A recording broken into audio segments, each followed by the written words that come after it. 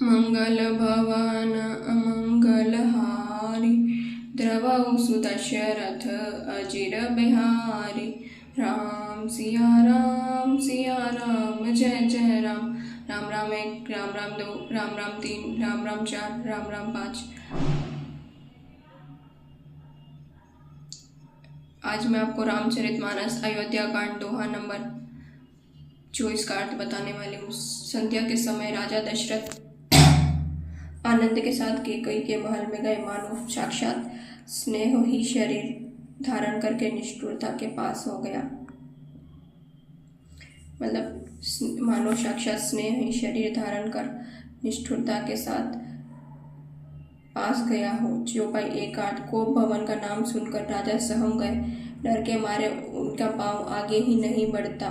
स्वयं देवराज इंद्र जिनकी भुजाओं के बल पर राक्षसों से निर्भय होकर बसता है और संपूर्ण राजलोग उनका रुख देखते रहते हैं। चौपाई दो का अर्थ। वही राजा दशरथ स्त्री का क्रोध सुनकर सूख गए। कामदेव का प्रताप और महिमा तो देखिए, जो त्रिशूल वज्र और तलवार आदि की चोट अपने अंगों पर सहने वाले हैं। वे राति रात कामदेव के पुष्प बाण से मारे गए।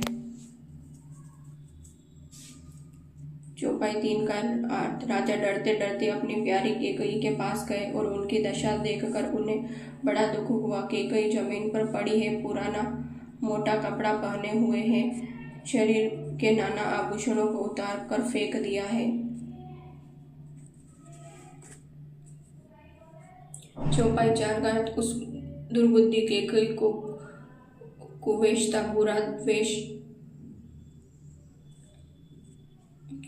कैसी फब रही है, मानो भावी विधवापन की सूचना दे रही हो। राजा उसके पास जाकर कोमल वाणी से बोले, हे प्राण प्रिय, किस लिए विषाई या रूठी हुई हो। चौपाई चार का अर्थ। उस दुर्बुद्धि कैकेयी को कुवेश्ता बुरा वेश कैसी फब रही हो, मानो भावी विधवापन की सूचना दे रही हो। राजा उसके पास जाकर कोमल वाणी से बोले, हे प्राण प्रिय, किस लिए रिसाई या रूठी हुई हो। छंद का अर्थ। हे रानी, किस लिए रूठी हो। यह कहकर राजा उसे हाथों से स्पर्श करते हैं तो वह उनके हाथ को झपट कर हटा देती है और ऐसे देखती है मानो क्रोध में भरी हुई नागिन क्रूर दृष्टि से देख रही हो। दोनों वरदानों की वासनाएं उस नागिन की दो जीभें हैं और दोनों वरदान दांत हैं। यह काटने के लिए मर्म स्थान देख रही है। तुलसीदास जी कहते हैं कि राजा दशरथ होनहार के वश में होकर इसे इस प्रकार हाथ झटकने और नागिन की भांति देखने को कामदेव की क्रीड़ा ही समझ रहे हैं।